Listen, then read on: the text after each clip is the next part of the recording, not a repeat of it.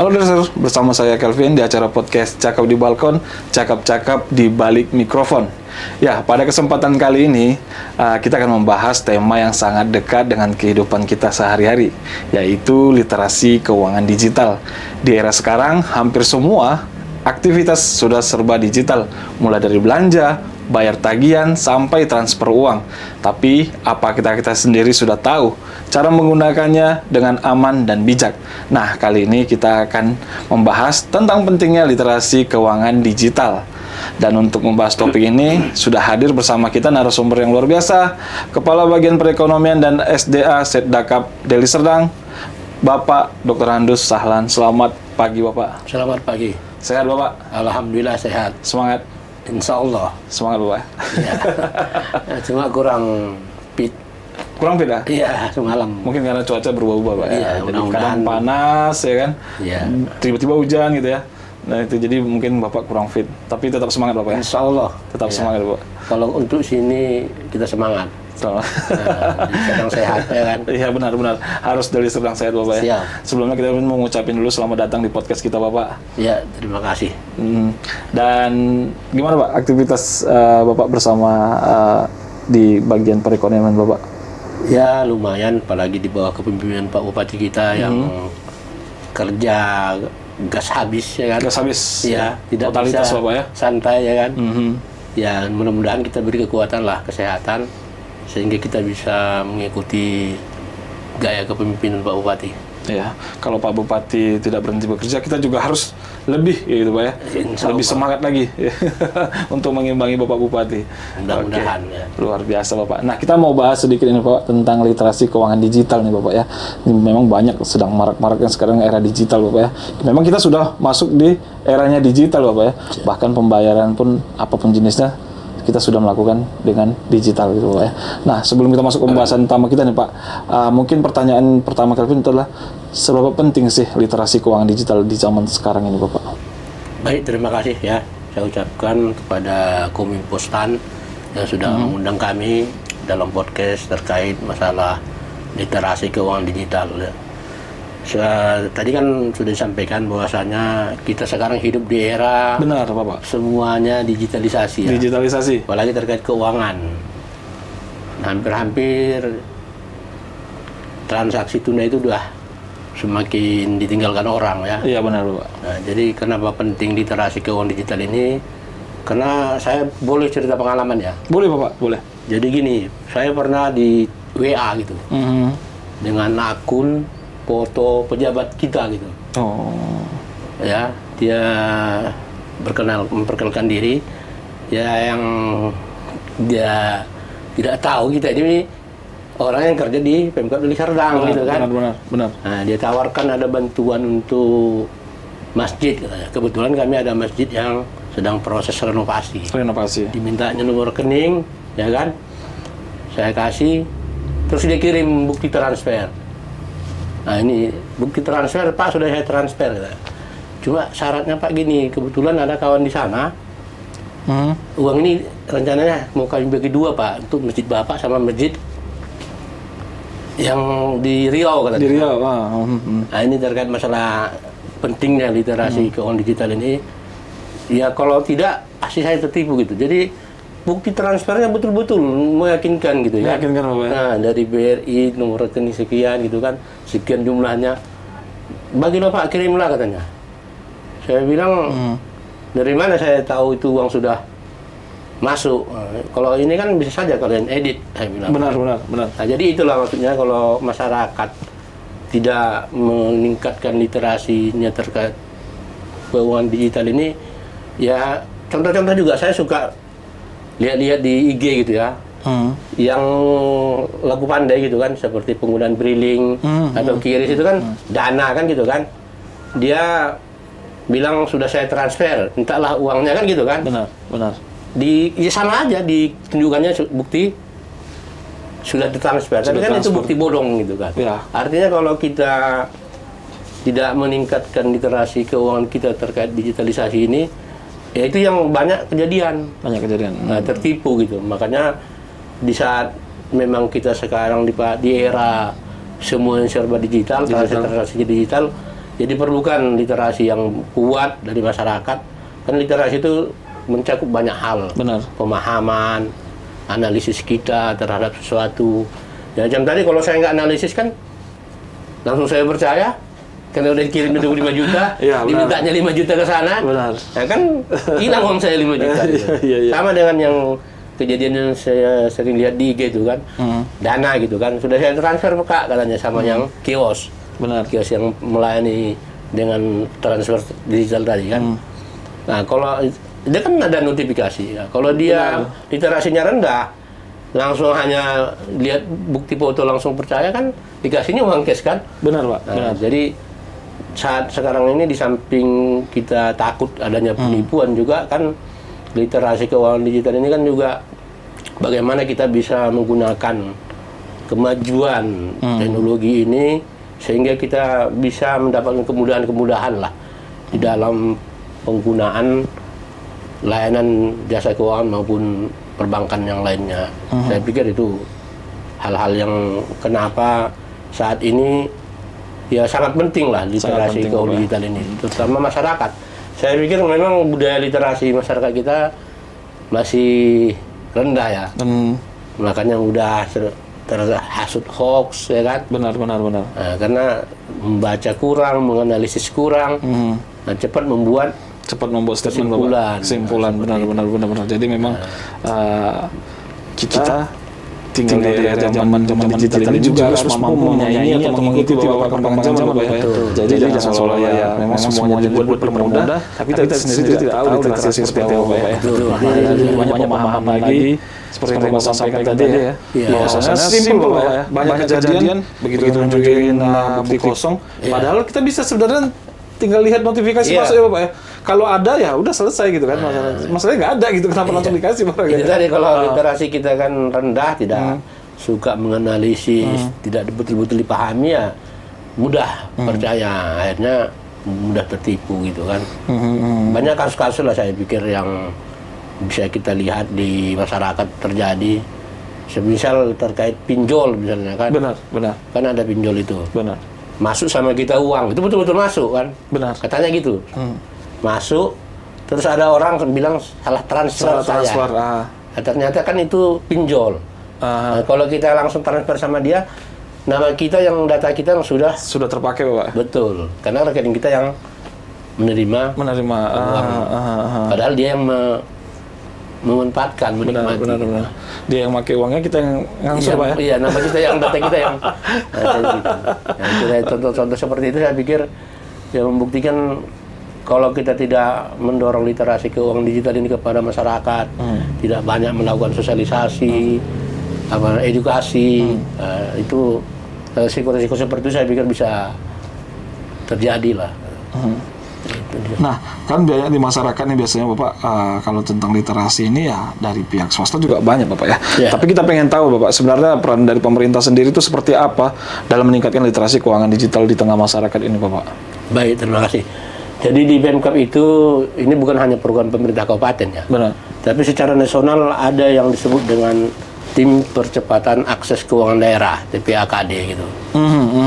Jadi melalui tim ini yang anggotanya itu di samping ada unsur perbankan dan lembaga jasa keuangan juga ada unsur perangkat daerah. Nah, jadi melalui TPAKD ini kita menyusun program kerja. Program kerja ini kan itulah nanti yang bisa ada edukasinya, ada fasilitasi dan sebagainya, sehingga bagaimana terkait literasi keuangan digital ini bisa kita apakan ke masyarakat lah, kita buat program-program sehingga masyarakat semakin memiliki pemahaman yang benar terkait literasi keuangan digital. Jadi ya peran pemerintah seperti itu salah satunya ya. Kalau untuk implementasinya juga di PMK itu ada TP2D namanya ya. Tim Percepatan Digitalisasi Daerah. Nah, kalau itu di Bapenda sama BKAD ya. Makanya kan dalam pembayaran pajak retribusi juga kan kita sudah menggunakan aplikasi Bapak ya? Iya. Non tunai lah. Non tunai benar. Nah, itu kira-kira. Jadi tujuannya memang untuk mempermudah masyarakat Bapak ya? Betul, mempermudah masyarakat. Dan juga untuk menghindari tanda kutip Bapak ya, artinya kita tidak juga ada misalnya banyak kejadian saya sudah bayar perasaannya tapi melalui calo gitu Bapak ya. Ya. Nah itu dia, itu juga yang dihindari sebenarnya Bapak ya. Iya, makanya digitalisasi itu penting ya. Dan masyarakat harus paham kenapa itu kita implementasikan di dalam banyak hal. Ya, contohnya itu, kalau kita titip nanti kan, ya kalau uangnya sampai, ternyata uangnya tidak dibayarkan. Nah, tapi kalau langsung transfer, nomor rekeningnya jelas. Iya, benar. Nah, itu di samping kejadian-kejadian seperti tadi bisa dihindari juga, ya ada transparansi juga. Ya paling penting itu adalah saya pikir menghindari kebocoran. Kebocoran benar Bapak, benar. Untuk PAD misalnya. Ada juga yang sampai nunggu 2 hari Bapak ya. Iya. Antriannya. Betul. Ini kan mempermudah masyarakat ya Pak. Mempermudah. Jadi memang digitalisasi keuangan ini kan memang mempermudah, membuat semua transparan. Mempercepat juga Bapak ya. Ya, ada yang udah dapat antrian sampai sore, udah kesorean pulang. Besok nyambung antrian lagi gitu ya. Padahal kalau udah ada dengan program literasi keuangan digital ini, ya tinggal download aplikasinya mungkin langsung bayar Bapak dari aplikasi Bapak ya. Dan nggak perlu ngantri, nggak perlu ke kantor. Ya kan, dari rumah ya benar. Dari rumah nggak perlu ke kantor lagi Bapak ya. Iya, betul. Nah itu dia. Jadi itu dia literasi keuangan digital buat Deli Serdang terkhususnya ini. Jadi masyarakat tujuannya adalah untuk mempermudah kamu dalam segi pembayaran dan juga transparansi tadi menurut Bapak Sahlan. Luar biasa.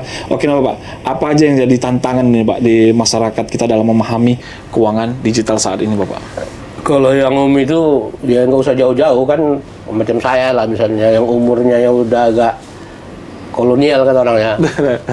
Kalau milenial kan mereka dengan kemajuan IT misalnya penggunaan gadget, HP, ya kan itu sudah tidak masalah ya. Tapi kan generasi-generasi yang umurnya di atas 50, 60 itu kan padahal kan mereka juga masih menjadi bagian dari katakanlah wajib pajak misalnya. Wajib pajak ya benar Bapak. Tapi kan mereka ya kalau saya pikir salah satu tantangannya itu kemampuan pemahaman masyarakat dalam penggunaan alat-alat IT ya. Benar. Tapi saya pikir itu juga bukan hal yang yang menghambat, karena kan gini, orang-orang tua itu kan punya anak juga kan. Benar.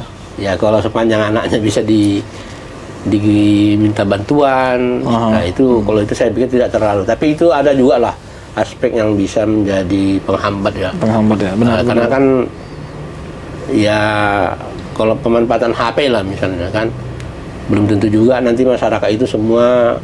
Kadang-kadang kan untuk digitalisasi ini kan ada kadang-kadang speknya seperti itu. Benar. Kalau nggak sesuai nggak bisa. Dan seperti itulah. Jadi saya pikir memang itu juga hal yang menurut saya sedikit bisa menghambat ya Bapak ya, untuk pemasyarakatan digitalisasi terutama dalam transaksi keuangan. Karena semuanya ada prosedurnya Bapak ya.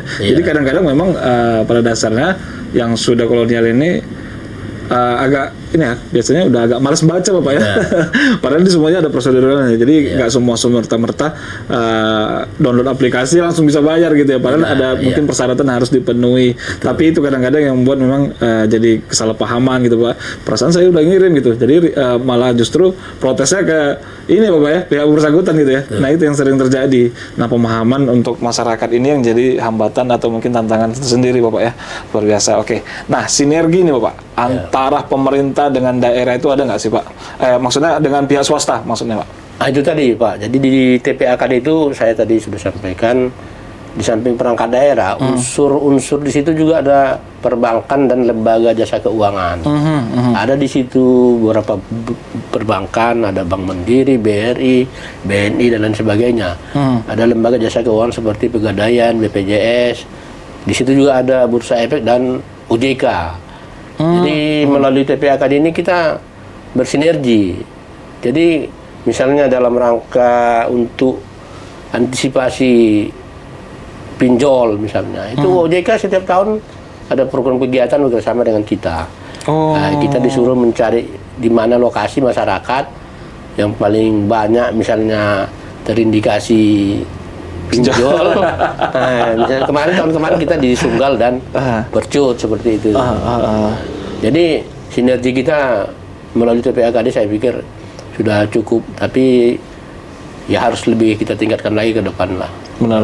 Ya. Nah, tapi kita bingung juga nih Pak sebenarnya. Kalau tentang cerita keuangan digital dengan perekonomian, ini ada apa gitu?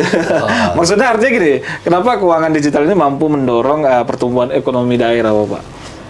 Jadi tadi kan seperti yang kita sampaikan, dengan penggunaan digitalisasi kan ada banyak hal yang bisa kita dapatkan manfaatnya. Misalnya kemudahan. Ya, kalau masyarakat sudah mudah, tidak lagi seperti yang Bapak bilang tadi ngantri 1 jam, 2 jam, bahkan udah 3 jam ternyata udah tutup, ya kan harus balik lagi. Nah, itu kan padahal dia mengantar uang nih loh. Iya. Mau ngasih uang untuk PAD kita gitu. Benar. Nah, jadi dengan digitalisasi seperti yang kita bahas tadi kan, dari rumah juga dia bisa gitu kan. Sehingga tidak ada kendala bagi masyarakat yang akan melaksanakan kewajibannya untuk dalam bayar retribusi atau pajak dan lain sebagainya, yang itu tentulah akan membantu mendorong pertumbuhan ekonomi daerah dan juga pendapatan asli daerah kita, saya pikir. Dan ini sangat apa ya Pak, mendorong UMKM Bapak ya? Iya, jadi di dalam program TPAKD itu kan ada layanan yang melalui dinas tertentu. Kalau dalam hal ini kan dinas koperasi dan UKM kita. Benar. Itu ada program mereka. Jadi ada target di dalam program TPAKD yang sudah kita plenokan kemarin, yang dipimpin langsung Pak Wakil Bupati. Itu ada target, misalnya dinas koperasi UKM itu targetnya berapa banyak UKM yang harus bisa mereka edukasi dan fasilitasi untuk memperoleh akses keuangan, apakah itu permodalan maupun semacam pendidikan lah, apa seperti sosialisasi, diklat dan lain sebagainya. Ada juga dari Perindak, misalnya itu kan UMKM naik kelas, benar yang bisa masuk ke level bisa ekspor gitu.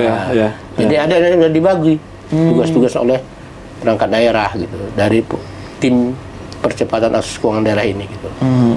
Nah, jadi ya pastilah kami selaku bagian di sekretariat daerah di bawah pimpinan Pak Sekda yang tugasnya mengkoordinasikan semua pihak stakeholder, ya kan, ya itu hubungannya saya pikir di situ. Di samping kita koordinasikan ada program-program yang berjalan, ya kan, ya tentu kalau UMKM kita maju, semakin bagus, ya kan, pertumbuhan ekonomi kita juga mudah-mudahan akan semakin baik, meningkat Bapak ya. Jadi itu dia. Jadi kalau memang literasinya sudah pas ke masyarakat, masyarakat juga mampu mengaplikasikan keuangan digital ini, tentu mendorong UMKM dan tumbuhnya ekonomi di desa dan Bapak. Ya, seperti itu. Luar biasa. Jadi memang pada dasarnya banyak yang UMKM yang dianjurkan juga sebenarnya untuk pakai keuangan digital ini Pak. Ya, untuk menghindari tadi yang seperti tadi Bapak katakan bahaya penipuan gitu Bapak ya. Dan juga mungkin ya enggak perlu lama-lama lagi dari segi pembayaran Bapak ya, menghemat waktu juga Bapak ya. Nah, langkah pemerintah Pak dalam melindungi masyarakat dari penipuan atau mungkin kejahatan digitalnya Bapak seperti apa? Ya, masih kembali ke yang tadi, melalui program TPAKD kan kita sering melakukan edukasi terhadap masyarakat, kelompok-kelompok sesuai dengan kewenangan masing-masing perangkat daerah yang tergabung dalam TPAKD. Jadi OJK seperti yang saya katakan tadi juga di situ berperan Bursa Efek dalam hal misalnya terkait investasi. Dan investasi bodong kan masyarakat kan nggak paham nih kan. Benar. Ini ada, kalau kita kasih uang sekian juta dalam waktu 1 bulan bisa dapat kita sekian, padahal ya mungkin 1-2 kali betul gitu kan, ketika udah makin banyak kita akan banyak kasus yang seperti itu. Jadi ini bolak-balik kita lakukan edukasi bagi masyarakat, tapi memang belum terlalu masif ya.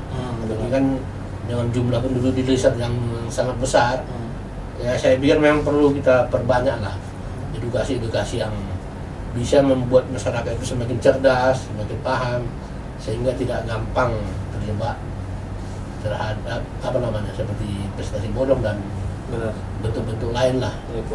Ya, penipuan maupun pinjol yang sudah luar biasa itu kan. Katanya ya, pinjol itu triliunan loh. Iya. Padahal kemana-mana orangnya kita nggak tahu kan. Terbuat judul juga ya kan. Benar Pak. Nah, seperti itu lagi. Jadi mudah-mudahan dengan TPAKD ini ke depan ya semakin banyak program kegiatan edukasi dan sosialisasi yang bisa kita lakukan sehingga masyarakat memiliki literasi ya yang bagus lah terkait keuangan digital ini. Kira-kira seperti itu. Karena semakin canggih juga banyak penipuan juga yang canggih juga Pak. Contohnya banyak penipuan menggunakan AI ya. Sampai AI bisa meniru keluarga sendiri Pak. Itu yang perlu dihindari ya. Jadi juga buat masyarakat Deli Serdang harus bisa memahami mana hoax, mana yang benar-benar real gitu ya. Dan kalau mau pengen tahu tentang updatean atau mungkin info yang real itu bisa follow Instagramnya atau mungkin dunia sosial medianya Pemkab Deli Serdang dan Kominfostan juga ini. Jadi kamu di situ bisa dapat informasi yang fakta ya, bukan yang katanya gitu Pak ya. Oke, mungkin yang terakhir Pak, pesan Bapak kepada masyarakat agar lebih bijak nih Pak dalam menggunakan layanan keuangan digital. Kira-kira seperti apa Bapak? Dan mungkin ada hal yang ingin Bapak sampaikan buat masyarakat luas yang nonton kita, terkhususnya mungkin masyarakat luas Kabupaten Deli Serdang. Baik, terima kasih. Jadi memang kita harus menyampaikan ke masyarakat kita bahwasanya jangan mudah percaya dengan info yang berseliweran ya. Benar. Di medsos yang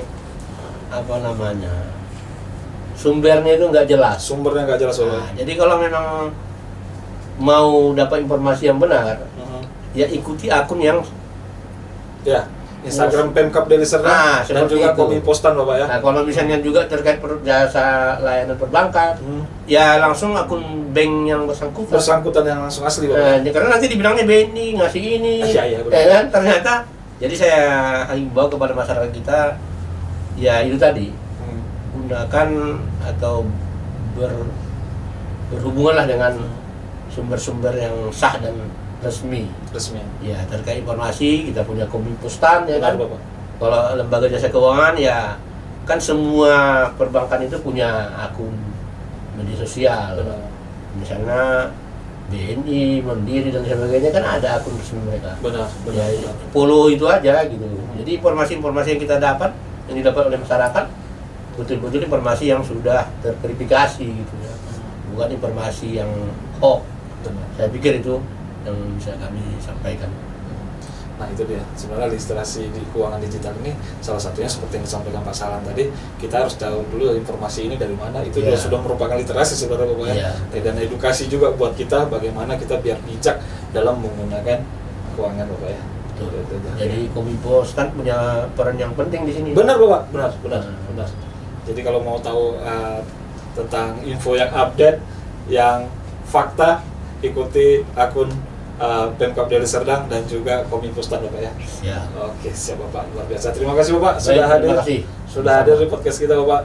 Nanti kita akan undang lagi untuk tema-tema yang lain Bapak ya. Inflasi. Ya. Oke, kita tadi itu agak menarik ya. Menarik Bapak. Itu salah satu indikator juga. Ya, evaluasi kinerja kepala daerah. Ya, bagaimana kita mengendalikan inflasi di bawah kepemimpinan Pak Bupati biasa. Nanti kami tunggu. Siap Bapak. Nah itu dia ya. Next episode kita akan bahas tentang inflasi ya Bapak. Siap. Oke, dasar nanti kita belajar bahwa keuangan digital itu memberikan kemudahan tapi juga membutuhkan kehati-hatian. Dan yang paling penting kita harus belajar agar tidak tertinggal. Oke, dan berakhir sudah podcast kita hari ini dengan pembahasan literasi keuangan digital. Dan mari kita dukung terus program dan visi misi Bapak Bupati dan Bapak Wakil Bupati Deli Serdang. Dan mari kita menjadi masyarakat yang taat pajak agar membangun Deli Serdang jauh lebih maju lagi. Akhir kata saya Kelvin, mewakili Bapak Dr. Ando Sahlan dan juga seluruh kru yang bertugas. Mohon pamit undur diri, jangan lupa like, komen, dan subscribe channel Pemkab Deli Serdang. Dan terima kasih, salam Deli Serdang sehat.